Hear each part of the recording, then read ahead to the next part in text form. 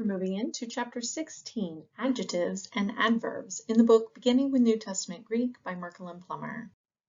In this chapter, we'll cover how to create and write the paradigms for adjectives, how to use adjectives, special usages of pas, and comparative degrees. We'll talk about adverbs and cover vocabulary.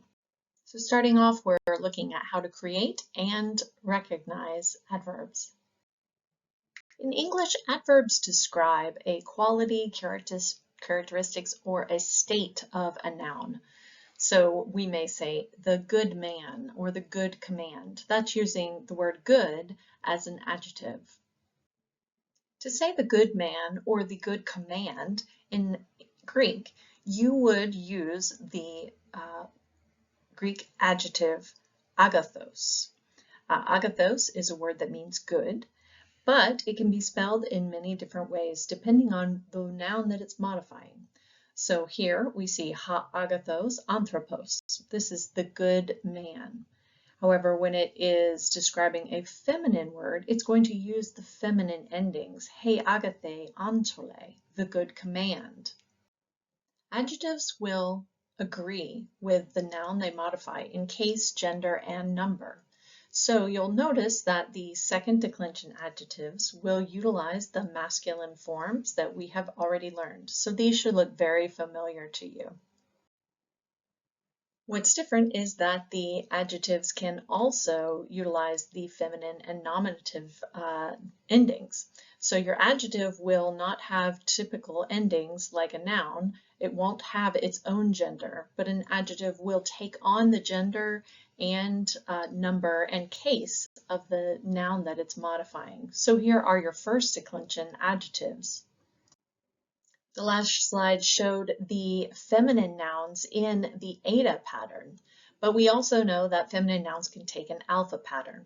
And our rule for this is that if the stem of the adjective ends with an epsilon, iota, or rho, sometimes we call that the alpha pi rule, the adjective is going to follow the alpha pattern. And we do that because the letters rho, iota, and epsilon put together look like the English word pi. So he agia antole. So you can see, although these words do not appear to match in case, gender, and number, they do because of the alpha eta switch. So this would be the word for the holy command. And just notice that this only is pertinent in the singular forms. In the plural form, you'll all go back to the regular feminine endings. And lastly, your second declension adjectives that take a neuter will look like this. There are a few pretty common irregular adjective variations. So megas and polus are two that are pretty common. And here are the conjugations for these in their different cases. And the plural forms are not given since they are the same, but they do differ in the singular. Now let's take a look at how the adjective is used in Greek. There are three different ways that adjectives are used. They can be used attributively, substantively, or in a predicate position. So an example in English, you might hear another gospel. That is a specific way of referring to and describing the gospel using an adjective another.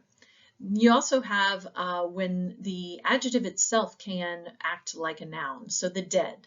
The dead, we might say the dead rise again. And that doesn't mean there's a specific noun for that. It's adjective acting as a noun. So it's substantival. It's really meaning the dead people. But we use that way in English, and Greek does it very often to just use just the adjective as substantival. And then in the predicate position, she is good, where the English form of to be is included. So how do you know which one is being used in Greek? In the attributive, the adjective is modifying an express noun, and it agrees with that noun in gender, case, and number, and it's in the attributive position, which means that the article, when it's present, is going to be directly in front of the adjective. So ha agathos, ha logos, the good word.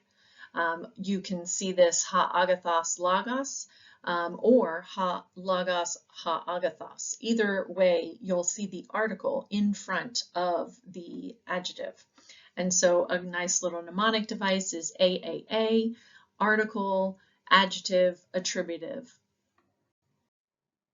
And that is when you have the adjective and the noun along with the article. However, when there is only an adjective and there is an article, it'll be expressed in a substantival manner. So this would be the good, and this would also be a way to show the gender. So if you do have a feminine or neuter, you would use either the good woman, or you might say the good things. The good you have done might be, a neuter. The adjective is modified by an unexpressed noun, or the adjective is modifying an unexpressed noun, and so it's functioning like a noun. And that article, when it's present, is going to occur directly in front of the adjective. The article is not always present, and so then it would be an aorist without an article, and that would just be a good. Last, we have predicate adjectives, and this is where the adjective is asserting something about the subject, and it's in the predicate position, which means there's no article in front of the adjective. So halagos agathos would be the word is good. We add that to be helping word in there. It's an unstated ami. So agathos, halagos, that means the same thing. These can be translated the same no matter if the noun is first or second. The important thing is that the noun or the adjective does not have the article. Now let's look at an important adjective, pas. The pas pasa pan paradigm is an incredibly important set of words to know, and it's very nice and short, so it will help you with learning the endings for future work in participles. So here we have the masculine form of pas. This is a word that means all, every, whole. Pas, the actual stem of the word is pant. However, when the sigma is added, the new tau drops out and you're left with pas. So you don't see that that stem in the neuter nominative singular and in that dative plural. So you're going to see that what happens in that nominative singular and dative plural repeats just like in our third declension words. So you have pas, pantos, panti, panta, pantes, panton, pasin, and pantas. These are the masculine forms. And we know from learning third declension that the masculine and feminine forms are the same. However, in the pas pasa pan paradigm, you're going to see that the feminine forms move back to the first declension. So what you're going to see is a 3-1-3, where you have the masculine and neuter forms taking the third declension, while the feminine will take the first declension.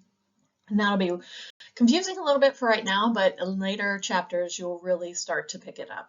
So in the feminine, you have your regular pasa, pases, pasan, pasan, pasai, pason, pasais, and pasas. And lastly, your neuter forms are going to look very similar to the masculine forms, except they're going to be using those neuter third declension endings. So you have pan, pantos, panti, pan, panta, panton, pasin, and panta. So that neuter, nominative, and accusative will have no ending added.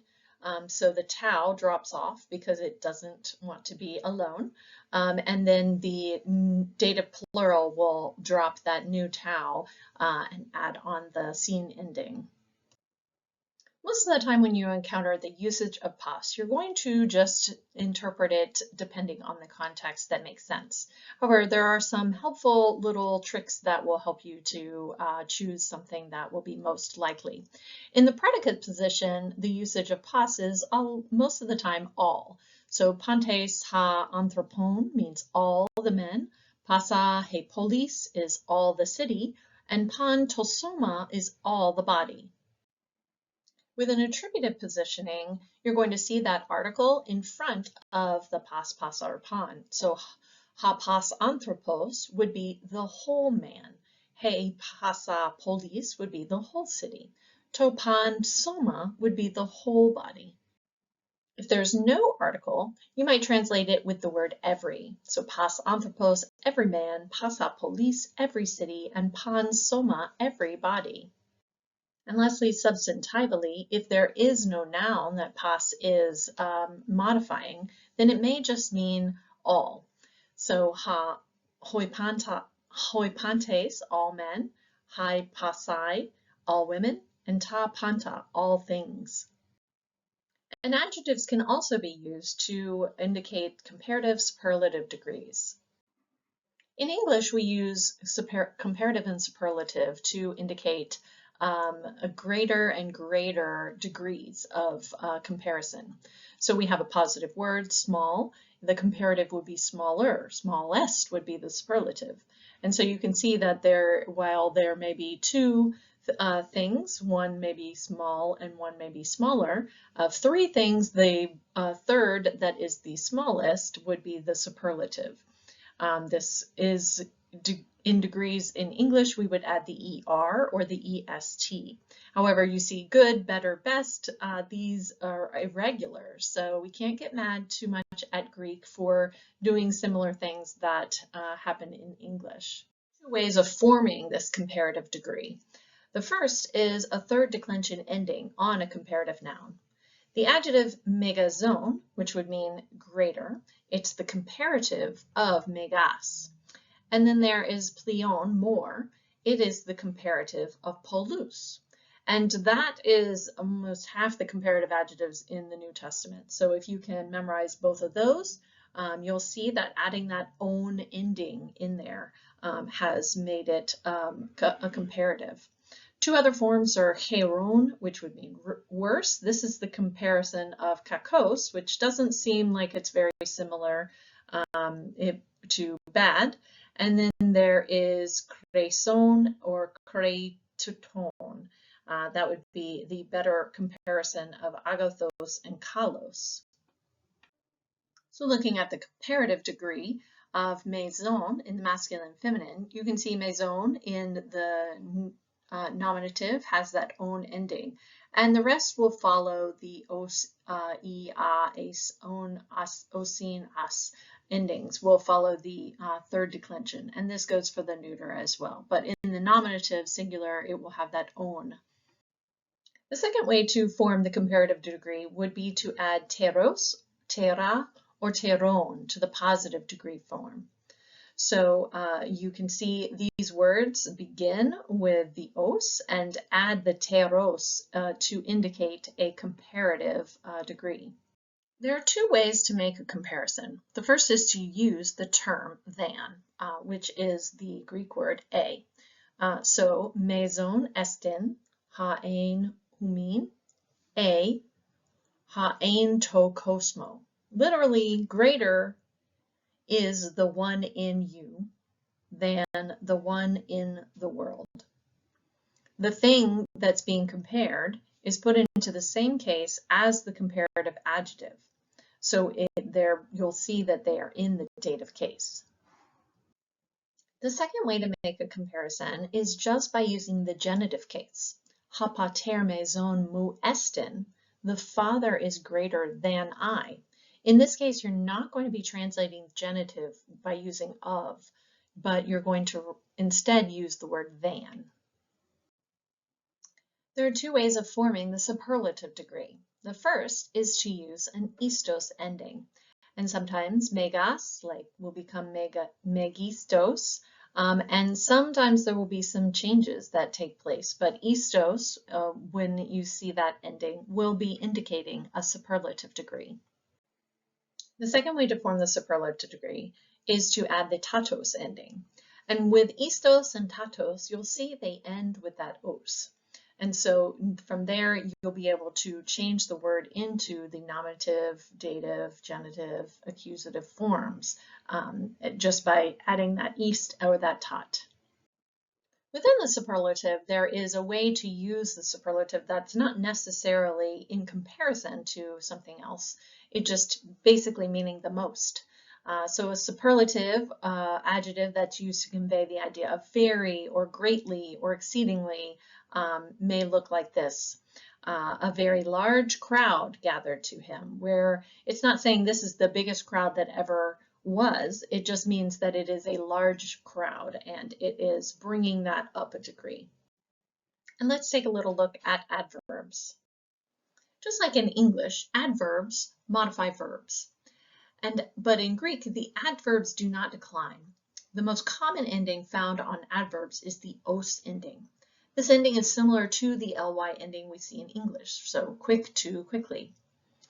A different type of adjective, if you see an adjective that is declined into the accusative case, that adjective might be functioning adverbially, and this is known as an adverbial accusative.